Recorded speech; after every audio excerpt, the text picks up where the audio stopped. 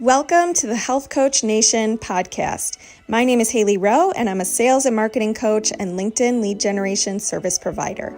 I work with health, life, and mindset coaches and online service-based business owners to help them get more sales, shift their time to the client-generating activities instead of just the busy work, and overcome that social media overwhelm. Let's get into the show. If you're ready to take on your next paying clients, I have good news. My free 4 Basics of Client Attraction and How to Stand Out class is live at haileyrowe.com/client-attraction. In the class, you're going to learn the top 2 traits I recommend for most coaches and entrepreneurs if they really want to turn this into a career. You're going to learn how you can build demand for your services and stop getting crickets on your posts. You're going to learn the sales roadmap I used to improve my sales conversion rate and help my clients do the same. And you're going to learn so much more. So go to haileyrowe.com/client-attraction and get your copy of the class today. Hey, I am here today with a special guest, Laura, and she is going to announce who she is and what she does very shortly. But what we're going to be talking about today is a healthy way to market, meaning a way that does not leave you feeling drained, a way that maybe feels aligned with you and your talents and your strengths. And so, Laura, why don't you start by just introducing yourself and what you do, and we will go from there. Hi, yeah, sure. Thank you so much, Hailey, for having me. Hi, guys. My name is Laura Baum, and I am an herbalist. I am a teacher. I've been in the teaching in the classrooms, private and public schools the last 20 years.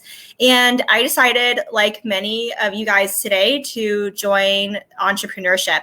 And so I started my business around 5 years ago, Laura's Botanicals, and we started with offering clinical herbalism consultations, workshops, in-person, local-only business. And so I was just running the gamut of being at live events, being at different workshops in multiple places. Yeah, if you relate to that, just raise your hand. That's me, because I know there are lots of us, right, where we are like, okay, if I'm going to, obviously, once you figure out people really like what you have to offer, the demand doesn't go away. And just trying to serve everybody everywhere. And so I was literally doing that. I was serving at like maybe 4 or 5 locations at once, doing, roughly 100 or 200 events a year. And that's no joke. And of course, what happened? I burned out. I burned out big time. And I started thinking about different ways to market my business so I wouldn't have to stretch myself too thin and also not hit those revenue ceilings. Awesome. Yes. Thank you so much. I think that starting a business and growing a business could be a never-ending day-to-day situation if you let it be, right? Because there's always more you could do. There's always more platforms. There's things that are always changing. And so setting some boundaries about, when you're going to work and when you're not, and what you're going to do for marketing and what you're not, can sometimes be really important, but also kind of challenging, because you probably get stuck sometimes in like, well, I do these events and that's how it works and all that. So tell me a little bit about, what did you shift to, when you were burnt out and you're like, you know what, I need to change the way I'm marketing. What was your first step at that point?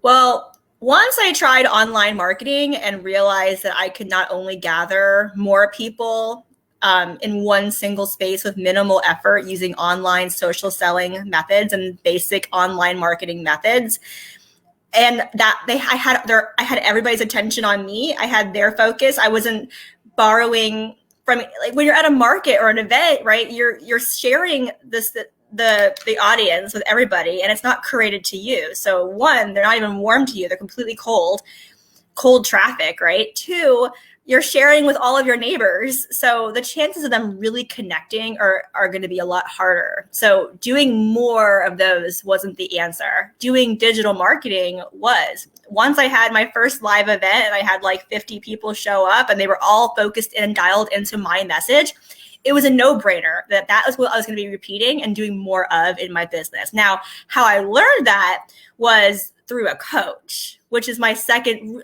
At the same time, you're investing in someone who's already done the walk, because there are other kinds of models. And really, honestly, if my goal was to be in less spaces and to not be burnt out on my service-based job, I should probably invest in someone who's already achieved that. So.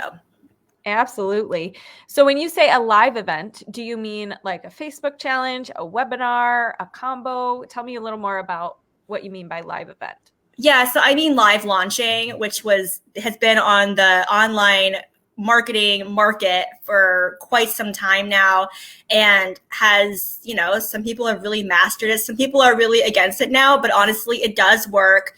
And it's a great repeatable system and cycle to have in the business, because you literally can just rinse and repeat what works. I have an ad that I ran for my first live events 5 years ago, and I haven't had to change anything about it. The copy, the mechanisms, where I use it. In fact, it's still in the groups that I used it at. All I have to do is go and find the ad and just comment on it, and it's back on the top of the group again, and it's regaining more attention because I'm using evergreen content or content that lasts forever, and I'm just utilizing it strategically based on my plan and my goals, which is what this is all about now, right? Getting ahead of the game, getting ahead of your marketing, not getting swamped up. I see a lot of people, and who I work with specifically are people who I like, who I was, brick and mortar, local businesses who are in service-based, who really care, but are stuck in the weeds of their business. Meaning like they're not ahead of it. They're spending money sporadically, which is what I was doing. I didn't create a marketing budget. I was just looking at the shiny objects and being like, well, I think that's going to be a great opportunity. Sure, I'll spend $500 there. Well, that adds up, and it's not strategic, and it's not always going to be a win. It's not predictable. Absolutely. Yes. So when you say live launching, do you mean like open and close cart, because it could have a lot of definitions, because a lot of people use the same terms for different methods and things. So is it something where you're like, hey, here's our launch period, and you have a pre-sales section and then the launch and et cetera? Or tell me just a little more about your definition of live launches. Yeah, I mean, and this is based on like how I've invested and how I've learned it through the people that I worked with. But it's like it's a mechanism, and yes, it has an open and close date, but there's also events that are within the sequence of time, so that you can stimulate and build trust and connectivity, because live like we're doing right now is a lot more high connecting, and it helps people feel safe, and it can engage in a much more vibrant way. It's more of a quicker, I'm going to get on a phone call because I trust this person, rather than other types of content that's just sitting there or them going to be reading it. And then I also would say that live launching is also that launch cycling, where it's something that once you master this unique launch in your business, you can repeat it and change it over time forever in your business. Awesome. Yeah. And I think that's so important to mention, because if you don't want to get burnt out, you need to have something that you're sticking with. So in other words, I see a lot of people pick a launch strategy or pick something that they're going to do for marketing, do it for like 2 weeks, not really track anything, not really pay any attention to it.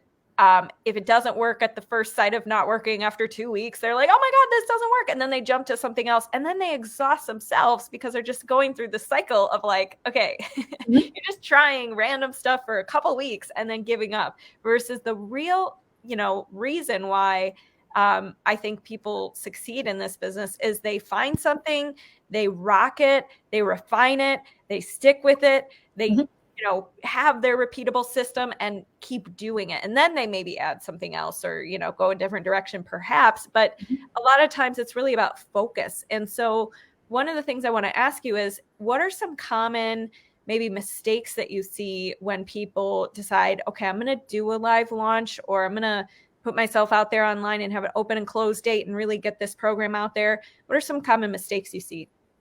Well, I think a live launch it's not just like one event. I see a lot of people doing like one event and then that's it. It's usually not enough. So a launch period can be like several weeks of time. And you can utilize different kinds of live experiences within that time. It does take a lot of planning as well. So really giving yourself time before the launch to prep materials, create your email sequences so that they're ready to go. So it is properly batching, especially if it's the first time you're launching it. But the great part about launch cycling is that once you've done it the first time, you just have a reflection session at the end of it and keep the parts that you want to move forward with, and you won't have to recreate those materials again. Nice. Excuse me. But I also, I think that it's a really high energy event. So you do have to kind of get used to it as well. So don't give up on it. You're going live in front of people. You're going to have engagement, and it can be super unique, super fun. I've attended some awesome launches as an entrepreneur where that have inspired me, and I've taken elements of other people's launches. So I would say go to other people's launches too, and find out pieces that you really stick with. I like to attend marketing stuff as someone who's curious about how people are marketing. Like, I show up to those spaces because I want to learn. I'm not offended by it. I really just dial in and see, okay, and how would I do it differently? And then you can show up to your launches even more effectively and with more confidence. Love it. Yes. So a couple things there. Number one, as Tony Robbins says, success leaves clues. So you're saying, look at what you like in the marketplace and just see what's working for other people. And sometimes that can give you some ideas. Also, make it your own, as you said. So see what things you do differently. And then the other thing you mentioned that I think is useful is gaining that confidence and really having the energy to pursue a launch, because you're right. It does take preparation. It does take writing stuff beforehand. And it even takes that leap of faith that first time, because you're going to have to do it without knowing, okay, what is exactly going to be the results for my first time, right?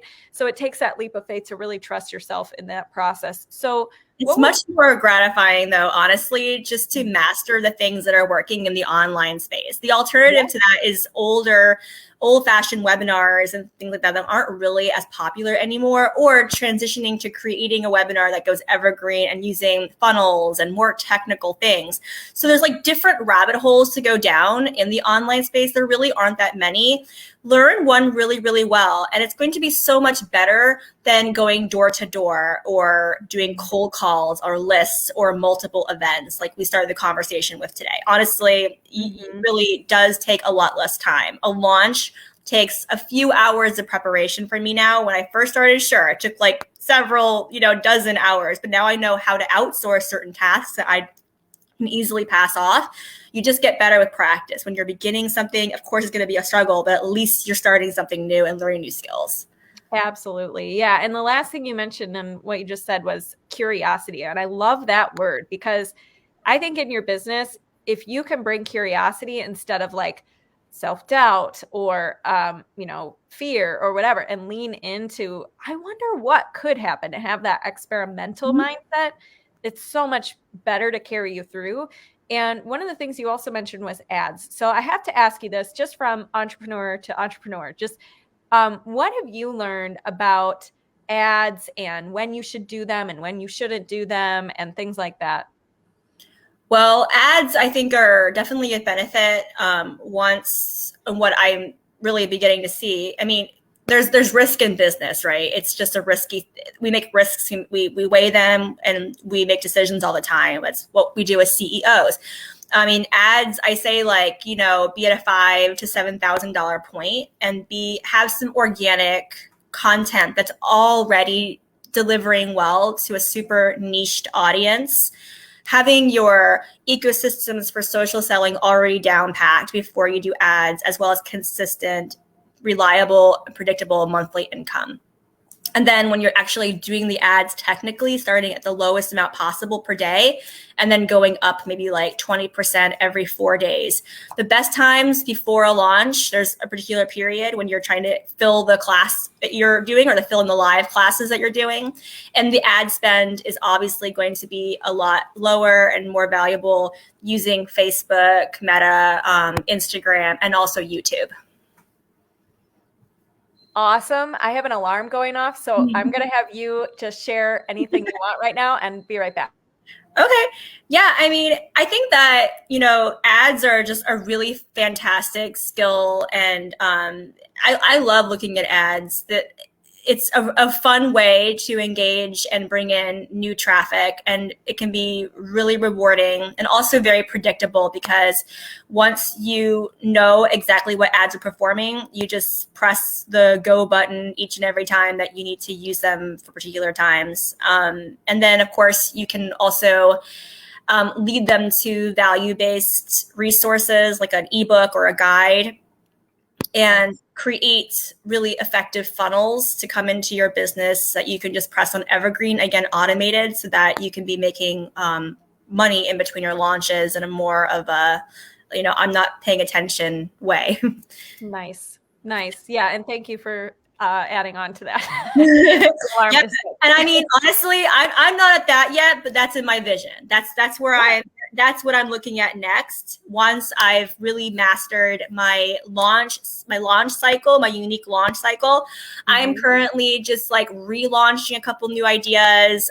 One of my one-to-ones I'm turning into an effective group program. So I'm just restructuring some of my products because really that is more important than more of this technical stuff.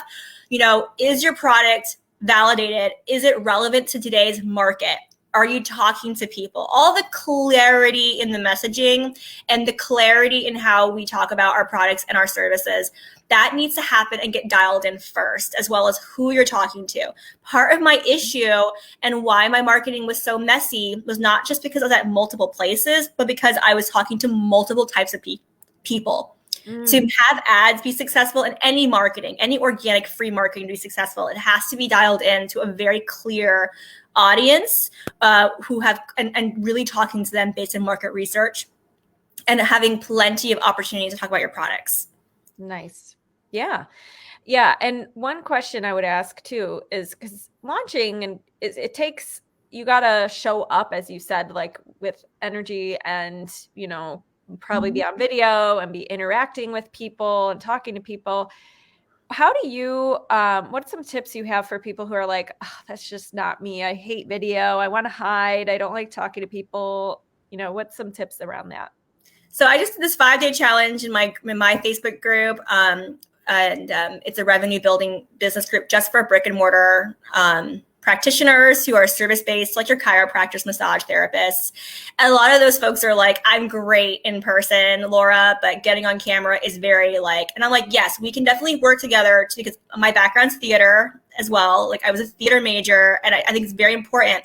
One of the unavoidables of entrepreneurship is having to talk about your business. If you're doing it in person and that feels comfortable, there are ways to convert that content into digital formatting. So working out some particular strategies, getting creative, being flexible, working with a coach who can help you kind of figure out how to turn that live stuff into that online content. It's definitely something that we want to strengthen. Your voice is very, very important, especially in a market like today's where conviction and really talking about your opinions does matter and helps you be set apart from other practitioners, because there's hundreds of chiropractors in my area, but there's nobody like you. So getting that special sauce is going to be really important and really good to work out right away. And then also this idea that the online space is just another space that, lessen some of the pressure around it and just start practicing and doing things. It can be really messy. And that's something that I actually do in my product, Launch Your Impact Driven Business, because I actually help them, I guide them, I hold their hand, and I help them run their own launch. Because there's a lot of pieces and you need a lot of virtual assistants. You need someone there helping, not some of the balls dropping, but and also conversations. There are a lot of people showing up. And I think that's kind of the part that's always a little scary is like, wow, my effort's been maximized and there are people coming out of the woodworks to see me and to listen to me. And I did not expect all this reaction. So you have to have systems in place to be able to collect the data from those interactions and also be able to lead those people down the right tunnel to the destination, which is a phone call to get into consultations or actual book services. Awesome. Yeah. Great advice. And I think you're right about you're just going to have to face it if you want things to move along quicker. Now, one of the other things you mentioned, though, and now I'm drawing a blank. Oh, you had talked about how you work with a lot of local people who are great in person, but maybe not online. So what are some initial steps for somebody if they are more in person and they're like, I don't even know, I don't even have like a social media account. Like, what would you tell somebody about how did they decide what's the best place for them to start? Yeah, I had a client who was an in-person Reiki master. She is an in-person Reiki master. And after 4 or 5 months of working together one-on-one, she did her first live on her Instagram that had gone dormant for a year. And that was a huge breakthrough because it was like her first time really showing up again on this online space. So how we worked together was through coaching and really starting with like a workbook, talking about her mission, talking about the ways that she sees herself in the industry, how she sees the industry that she's in, really getting to the heart of some of the things that could then build some content around there. Moving forward beyond that coaching experience, I would actually build in some strategy with a different client with that same problem, like really making some monologues, making some pieces of content for them, creating and managing some of their content for them, giving them scripts, and then also utilizing ways to record some of the experiences she's having, as long as there's consent, of course, with the people that she's speaking with in her sessions, to just gather as much as we can for testimonials and just create and batch content on behalf of the client. Nice. Yeah, great advice. So before we wrap up, I just want to let everybody know, if you're wondering where to start when it comes to your marketing, this replay is going to be in the Marketing Hub Facebook group. It's facebook.com/group/the Marketing Hub group. You're welcome to join us in there. There's going to be more lives about how to grow in your business and market yourself. And Laura, where can everybody also connect with you? Oh, yeah. I mean, you can find Laura Baum on LinkedIn, on Facebook, and we have, we're kind of everywhere. It's Laura's Botanicals on Instagram, but Facebook, all the things. And we have our revenue building Facebook group as well for those who, if you guys know some holistic practitioners or you yourself are a holistic health practitioner. Great. All right. Well, thank you so much for coming. And I have one more question for you. Yes. What would you say is one of the most important traits to have going into entrepreneurship if you want to be successful? So successful is different for every person. But I think that we all can agree that we're all doing it because we want to have some like independence and have revenue, like endless revenue, because the it's uncapped. So, with that in mind, really think about your goals. And there's a lot of letters between A and Z, right? So if we're getting really stuck on Z and we're not thinking about all the little steps to that, then that's kind of a problem. And that was where I was. It was like, really working backwards and really working on reverse engineering was a huge deal for me. So it not only about because you have to do things in steps, because of momentum and building success, really noticing your efforts and reflecting as much as you need to on your wins. No one's really going to be patting your back.